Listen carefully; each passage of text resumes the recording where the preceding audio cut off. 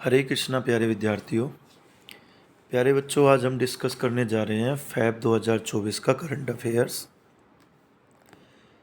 Last video में मार्च का कर चुका हूँ मैं, अप्रैल कर चुका हूँ, मई कर चुका हूँ, 3 मंथ का हो चुका है और आज फैब का डिस्कस कर लेंगे। और अब हम करंट अफेयर वीकली भी डालते रहेंगे, जैसे मैंने अभी 5-6 न्यूज़ जुलाई की करंट अफेयर की भी अपलोड कर दी हैं। तो बच्चों, करंट अफेयर की तरफ से तो आपको कोई भी दिक्कत नहीं आएगी। करंट अफेयर इस पे बिल्कुल अपडेट हो चुकी है और अब से मैं आज से ही आपके इस चैनल पे एक नई चीज़ लेके आ रहा हूँ, जो एक नई सीरीज़ है जो आपके लिए बहुत बेनिफिट देगी, बहुत बेनिफिशियल होगी। वो क्या बेनिफिशियल चीज़ है? वो है आपके PQRS या कॉमन एरर। जैसा कि मैंने एक बार अनाउंस भी किया है एक वीडियो में कि अब हम डेली करंट अफेयर के अलावा कॉमन एरर की भी शीट अपलोड करेंगे। तो अभी तक मैंने आर्टिकल की 2 शीट अपलोड की हैं, लेकिन बच्चों एक सीरीज़ में ऐसी लाना चाह रहा हूँ जो तुम्हारे एग्ज़ाम के लिए बिल्कुल डिट्टो आती है। उसमें ये नहीं है कि आर्टिकल्स इस बार पूछा गया या प्रोनाउन पूछा गया। PQRS जिसे सेंटेंस रीअरेंजमेंट बोलते हैं, पैरा जम्बल्ड बोलते हैं, कई सारे नाम हैं। तो हम क्या करेंगे, बहुत इजी वे में, यानी ज़्यादा लोड ना लेते हुए डेली के 1 से 2 सिर्फ 1 से 2 PQRS इस पे अपलोड करूँगा। उनको बहुत अच्छे से एक्सप्लेन करूँगा। जब हम रूटीन में आएंगे ना इन चीज़ों को लेके, मान लो हमने 10 दिन PQRS को डेली समझा, डेली किया, तो आप देखना किसी भी पेपर का PQRS आपको बहुत इजी लगेगा, क्योंकि मैं उसके अंदर कौन कौन से चैप्टर का ज़्यादा यूज़ है, कौन सी चीज़ें ज़्यादा यूज़ होती हैं PQRS के अंदर, वो सब चीज़ें आपके साथ डिस्कस करूँगा, ताकि इस पार्ट में आपको किसी भी तरह की प्रॉब्लम ना आए। और आपको पता ही होगा कि कोई एग्ज़ाम शायद ऐसा है जिसमें PQRS ना आता हो। तो बच्चों, पहले PQRS फिर क्लोज टेस्ट, इस तरह धीरे धीरे हम काम को बढ़ाते चलेंगे चैनल पे, जिससे कि हमारा एग्ज़ाम हमें लगे कि बहुत इजी आएगा, क्योंकि इतना तो मैं डेली पढ़ता हूँ। जो एग्ज़ाम में आता है उतना तो आप डेली पढ़ेंगे, उस तरह की चीज़ें आपको डेली पढ़ने को मिलेंगी। अभी वीडियो 1-2 है, फिर वीडियो धीरे धीरे बढ़ती चली जाएंगी, क्योंकि थोड़ा काम करने में टाइम लग रहा है, जिससे PQRS, क्लोज टेस्ट, इन पे मैं जो काम कर रहा हूँ, इनको टाइप करके जो सेलेक्टेड चीज़ें हैं जिनको आपको सिस्टमेटिक वे में पढ़ा दूँ, तो उस तरह से मुझे थोड़ा सा टाइम चाहिए। उसके बाद लगातार आपको वीडियो मिलती चली जाएंगी और वीडियो ज़्यादा हो जाएंगी। दिन में आपको 3-4 वीडियो कम से कम मिलेंगी, जिनको आप डेली देख लोगे तो आप समझ लो कि आपने अपनी क्लास के अलावा जितनी क्लास में पढ़ाई की है उतनी ही पढ़ाई आपने वीडियो से भी कर ली, यानी डबल स्टडी हो जाएगी आपकी। तो चलिए स्टार्ट करते हैं आज की सॉरी फर्स्ट न्यूज़ है बच्चों आज की। वनतारा पहल जो हाल ही में समाचारों में देखी गई, निम्नलिखित में से किससे संबंधित है? तो बच्चों, पशु कल्याण से संबंधित है, पशुओं का कल्याण करने से संबंधित है, पशुओं के फेवर में संबंधित है जो वनतारा पहल है। अब बहुत फेमस रही है। क्यों फेमस रही, इसके लिए थोड़ा सा डिटेल पढ़िए। रिलायंस इंडस्ट्रीज़ और रिलायंस फाउंडेशन ने अनंत अंबानी, जो कि मुकेश अंबानी के बेटे हैं, के नेतृत्व में वनतारा की शुरुआत की, जो जानवरों को बचाने, उनका इलाज और पुनर्वास के लिए एक व्यापक पहल है। वनतारा का लक्ष्य है बचाए गए जानवरों के लिए एक प्राकृतिक और समृद्ध आवास प्रदान करना, उनके उपचार और समृद्धि को बढ़ावा देना। यानी अनंत अंबानी के गाइडेंस में वनतारा की शुरुआत हुई, जिसका पर्पज़, जिसका उद्देश्य क्या है कि जानवरों को हमें बचाना, उनका इलाज करवाना है और उनको एक ऐसा माहौल देना है जिससे उन्हें नेचुरल जैसा फील हो, यानी प्राकृतिक और समृद्ध आवास प्रदान करना है। उन्हें ऐसा लगे ही ना कि उनको किसी अलग जगह पे रख दिया गया, उन्हें ऐसा लगे जैसे कि वो नेचुरल रहना चाहते हैं, बिल्कुल नेचुरल जैसी जगह उनको प्रोवाइड की जाए। तो पशुओं के हित में है वनतारा पहल, जिसे पशु कल्याण के लिए कहा जा सकता है, जिसकी शुरुआत अनंत अंबानी ने की। अनंत अंबानी के नेतृत्व में ये काम किया जा रहा है। सेकंड न्यूज़ है बच्चों, ये गलती से थर्ड टाइप हो गया इस पर। दूसरे राज्य स्तरीय शहरी समृद्धि उत्सव का उद्घाटन कहाँ किया गया? तो दूसरे राज्य स्तरीय शहरी समृद्धि का जो उद्घाटन किया गया वो अगरतला में। तो बच्चों अगरतला क्या है आपको कमेंट करके बताना। भारत में अगरतला किसी न किसी स्टेट का कैपिटल है। अब वो आप कमेंट करके बताएंगे कि किस स्टेट का है, क्योंकि कुछ ना कुछ काम आपको देना पड़ेगा, तभी आपको एक्टिवनेस फील होगी, तभी आपको फील होगा जैसे कि हम एक टीचर से क्लास में पढ़ रहे हैं। नहीं तो आप सुस्त हो जाएंगे और सुस्त से काम नहीं चलने वाला। हमें एक्टिव पोजीशन में रहना बच्चों। तो मुख्यमंत्री प्रोफेसर डॉक्टर मणिक साहा ने अगरतला में त्रिपुरा शहरी आजीविका मिशन द्वारा आयोजित दूसरे राज्य स्तरीय शहरी समृद्धि उत्सव का उद्घाटन किया है। यह कार्यक्रम शहरी आजीविका के अवसरों को बढ़ाने और क्षेत्र में महिलाओं को सशक्त बनाने पर केंद्रित है। आप पिछली 3 वीडियो से देख रहे होंगे कि महिलाओं को सशक्त बनाने, महिलाओं को फाइनेंशियल मजबूत बनाने के लिए सरकारों की काफ़ी योजनाएं रही हैं। तो बच्चों इम्पोर्टेंट पार्ट हैं ये सभी। हमें ये न्यूज़ ज़्यादा इम्पोर्टेंट लग नहीं रही है, लेकिन इम्पोर्टेंट हो सकती है एग्ज़ाम पॉइंट ऑफ व्यू से, क्योंकि जैसे भी आपसे कोई योजना पूछ ले, कोई उत्सव पूछ ले, कोई त्यौहार पूछ ले, तो ये सब हमारे आर्ट एंड कल्चर का भी पार्ट होते हैं। और योजनाएं किसी भी सरकार की एक प्लानिंग का हिस्सा है कि सरकार अपने 5 साल के अंदर, 5 साल के कार्यकाल में इतनी योजनाओं पे काम करना चाहती है। उस सरकार की नीति समझ आती है, उस सरकार का काम करने का तरीका समझ आता है योजनाओं से कि ये सरकार किस चीज़ पर ज़्यादा फोकस करना चाहती है। अगर कोई सरकार कृषि, ठीक है, गांव में तालाबों, ऐसी चीज़ों पर काम कर रही है, तो समझ लो वो सरकार गांव को उभारना चाहती है, गांव को डेवलप करना चाहती है। नेक्स्ट न्यूज़ है बच्चों, देश भर में गुरु रविदास की जयंती मनाई गई। तो गुरु रविदास जयंती 24 फरवरी 2024 को गुरु रविदास के जन्मदिन के उपलक्ष्य में मनाई गई। एक तो डेट याद रखनी है, गुरु रविदास जयंती 24 फरवरी को मनाई जाती है। मुख्य बिंदु है यहाँ पर, यह त्यौहार उत्तर भारत में, विशेष रूप से पंजाब में हर्षोल्लास के साथ मनाया जाता है।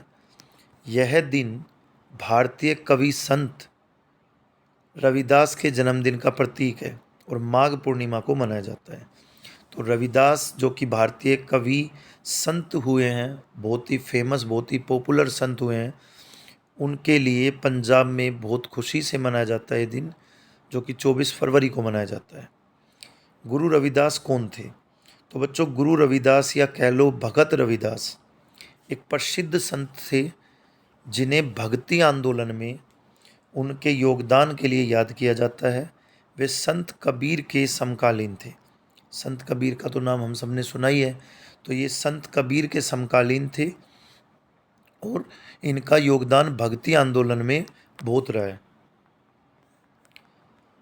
26 फरवरी स्वतंत्रता सेनानी वीर सावरकर की पुण्यतिथि। ये भी हमारे देश के एक हीरो हैं, स्वतंत्रता सेनानी हैं। तो बच्चों इनके बारे में भी हमें जानना बहुत ज़रूरी है। 26 फरवरी को स्वतंत्रता सेनानी वीर सावरकर की पुण्यतिथि के रूप में मनाया जाता है। यानी कि 26 तारीख, 26 फरवरी, 24 फरवरी अभी आपको बताया, एक 26 फरवरी, 2 डेट याद रखनी है आपको फेब मंथ में। विनायक दामोदर सावरकर, अब इनके बारे में थोड़ी डिटेल और जान लेते हैं, क्योंकि अगर हमारे देश के लिए ये एक इम्पोर्टेंट व्यक्ति रहे हैं तो हमें इनके बारे में ऐसा नहीं लगना चाहिए कि कौन थे वीर सावरकर। बहुत सी युवा पीढ़ी को ये पता ही नहीं है कि हमारे देश के जो स्वतंत्रता सेनानी हैं, जिन्होंने बढ़ चढ़ कर हिस्सा लिया, जिन्होंने इतना बढ़ चढ़ कर हिस्सा लिया कि उन्होंने अपनी जान तक की नहीं सोची, वो हमारे देश के लिए शहीद हो गए और उनके बारे में हम जानते तक नहीं। तो ये बहुत ही ज़्यादा हमारे लिए अफसोस की बात है बच्चों। तो हमें इतना जानना ज़रूरी है कि विनायक दामोदर सावरकर कौन थे। तो बच्चों, विनायक दामोदर सावरकर को वीर सावरकर के नाम से जाना जाता था। वे एक स्वतंत्रता सेनानी थे। उन्होंने 1887 की क्रांति को स्वतंत्रता का प्रथम युद्ध कहा था। यानी 1887 की जो क्रांति हुई भारत में, उन्होंने उसका नाम रखा प्रथम युद्ध। विनायक दामोदर सावरकर ने जोसेफ मेजनी जीवन कथा व राजनीति नामक पुस्तक लिखी। तो कुछ किताबें लिखी हैं इन्होंने, कुछ रचनाएं की हैं जो एग्ज़ाम में पूछी जाती हैं। उन्होंने 1857 की क्रांति पर the Indian war of independence नामक पुस्तक का प्रकाशन भी किया था। इसके अलावा उन्होंने रत्नागिरी में कैद के दौरान हिंदुत्व हु इज़ हिंदू नामक पुस्तक भी लिखी। तो बच्चों, इनकी काफ़ी किताबें हैं, काफ़ी रचनाएं हैं जो आपको बहुत इम्पोर्टेंट मानकर पढ़नी ही पढ़नी है। क्योंकि पूछा जाता है किताबों के बारे में भी, एक क्वेश्चन आता है जो पुस्तकें होती हैं कि भाई पुस्तकें किस किस ने लिखी हैं। जैसे मैगस्थनीज की बात करें तो इंडिका लिखी, अगर चंद्रगुप्त की बात करें तो अर्थशास्त्र लिखी। तो ऐसी बहुत सारी किताबें पूछी जाती हैं। तो वीर सावरकर के द्वारा भी जो लिखी गई किताबें हैं, ये तो हमारी मॉडर्न हिस्ट्री का पार्ट है। और हिस्ट्री 3 पार्ट में बटी है। सबसे ज़्यादा जहाँ से क्वेश्चन पूछे जाते हैं आईएएस लेवल तक में, वो मॉडर्न हिस्ट्री के होते हैं। तो बच्चों, जो भी इनकी किताब है, 3-4 ये सब किताबों के नाम याद रखने हैं।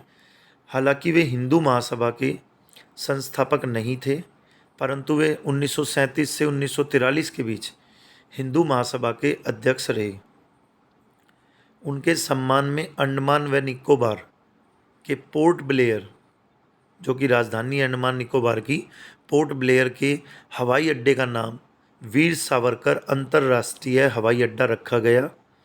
28 मई को स्वतंत्रता सेनानी वीर सावरकर की जन्म वर्षगांठ के रूप में मनाया गया। तो बच्चों, वेरी वेरी इंपॉर्टेंट बात यहाँ से एक और क्या है, पूछा जाता है अंडमान निकोबार की राजधानी पोर्ट ब्लेयर के हवाई अड्डे का नाम भारत के किस स्वतंत्रता सेनानी के नाम पर रखा गया। तो आपको आज से पता चल चुका है, वीर सावरकर अंतर्राष्ट्रीय हवाई अड्डा उसका नाम रखा गया। सॉरी। न्यायमूर्ति रीतू बाहरी बनी उत्तराखंड की पहली महिला मुख्य न्यायाधीश।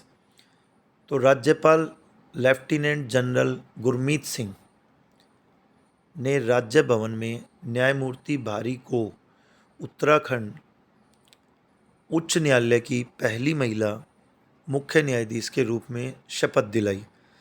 तो बच्चों, ये जो रीतू बारी हैं, ये न्यायमूर्ति हैं, यानी कि एक न्यायाधीश हैं। उत्तराखंड राज्य में पहली महिला हैं।